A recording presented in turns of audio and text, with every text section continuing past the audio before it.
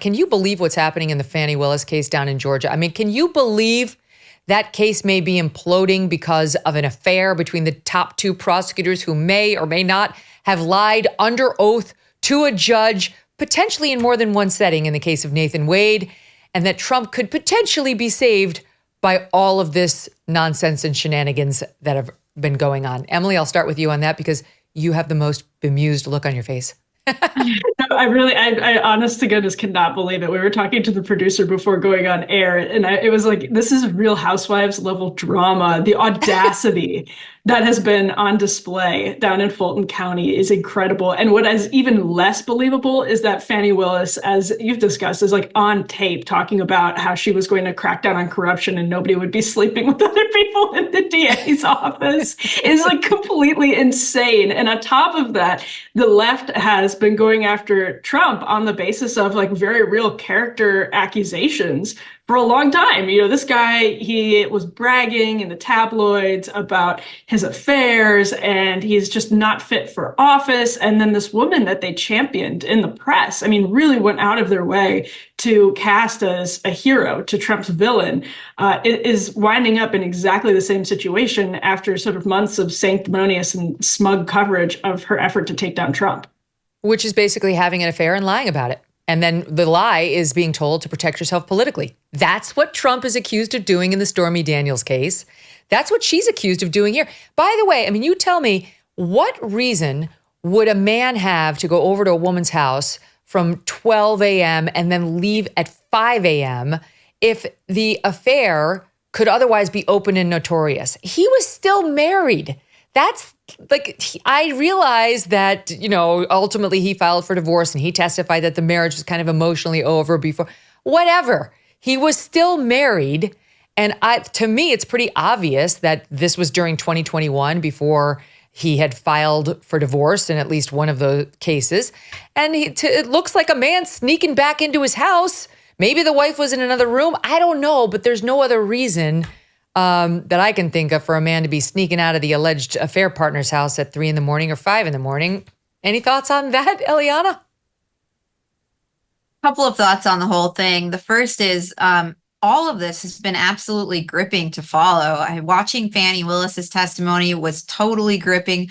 Watching Wade's testimony was totally gripping. So just as a news consumer, it's been so interesting. But beyond that, there really is something to the fact that Donald Trump has extraordinary luck. And I think part of his political ability is the fact that the people who pursue him so doggedly tend to take on his characteristics. And you mentioned that before. You know, he's being accused of having an affair, paying people off, lying about it, and so on.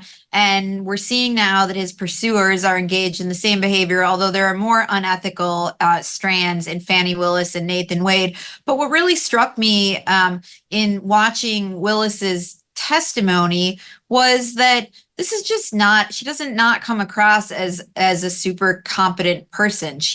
I don't think that formidable of an opponent, and Trump is lucky in this case in his opponent. Yeah, I completely agree. And I also think there's some risk if you hire a broke DA.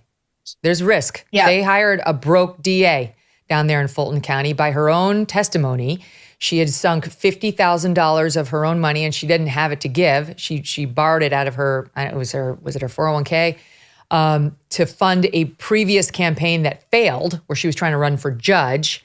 And right after that, she ran for DA and she got it. And this is part of Trump's story in this case, that she didn't have any money, that she was sleeping with Nathan Wade, and that she brought him on, paid him much more than the other two prosecutors she brought on. And then they went all over the world together on these lavish vacations, which she swears she paid half for in cash, all cash, that she had sitting in big piles in her apartment, notwithstanding the $5,000 lien that was against her for unpaid bills. I mean, Emily, it's farcical. It's obvious to anybody with fresh eyes that this is a lie by somebody who's in a panic now after having made some very bad choices.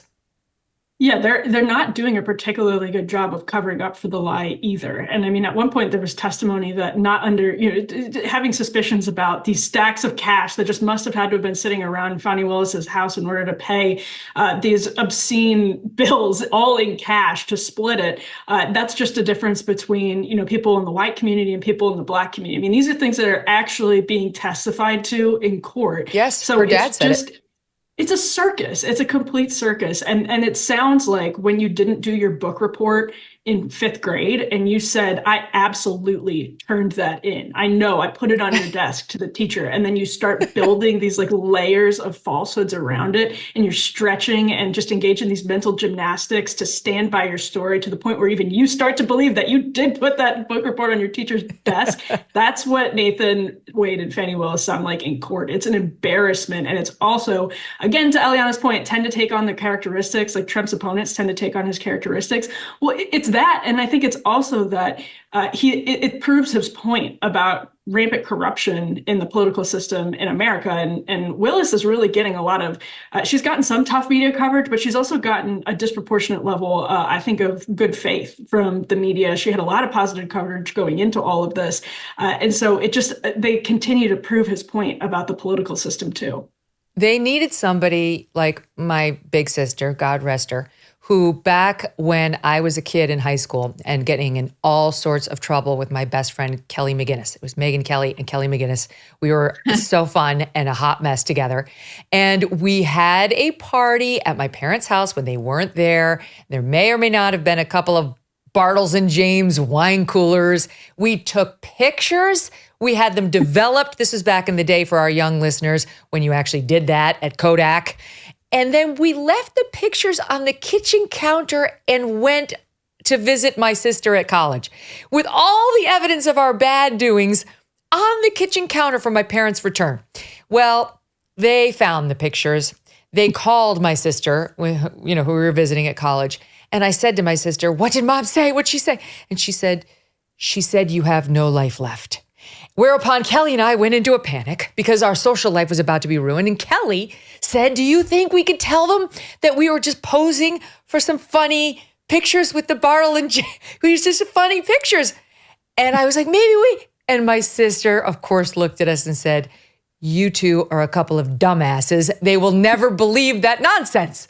They needed someone like Suzanne Kelly to say, no one's going to believe your cash lie or that you weren't having an affair when there's thousands of texts and phone calls, when there are overnight visits. Everything gets found out. You just can't lie anymore in 2024 America. It'll be found out, Eliana. Well, I think the cell phone pings and the cell phone records really are bearing that out. You can't be somewhere without people being able to find out the proximity of where you were. You can't text somebody without being able to pull the records. We just live in too online a society now to be able to hide the way you once might have been able to. And it's dangerous to try to lie your way out of something for exactly that reason. But you can't. Yeah. I mean, Joy Reid is still employed by NBC News and lied like in the exact same way with the same level. But we all know the truth, Emily. We all know the truth. We do, but she kept her job and continues to be treated as a serious journalist in like elite circles. So, I mean, you can't, but you also can in certain circumstances if you happen to fit into the right side of any given issue. I want to tell you about the Association of Mature American Citizens, or AMAC, an organization dedicated to America's seniors. AMAC stands out today by not only advocating for senior issues, but also by pushing for conservative values that affect us all. Did you know you were in a left-wing organization if you're over there in that other one? If you join this organization, you're not just supporting America's senior citizens, you can become part of a movement defending our freedoms and securing our nation's future. Plus, membership brings you exclusive benefits like discounts on travel, dining, entertainment, special insurance rates even. Regardless of your age, if you are driven to preserve freedom, AMAC welcomes you. Sign up now at amac.us/Megyn. And for a limited time, get a free gift membership for someone who shares your love of our great nation. Don't miss out on this chance to make a difference with AMAC. Join today at amac.us/Megyn and extend the invitation to a friend or a family member for free. Hey, thanks so much for watching. If you like what you just saw, hit the subscribe button for more clips and full episodes.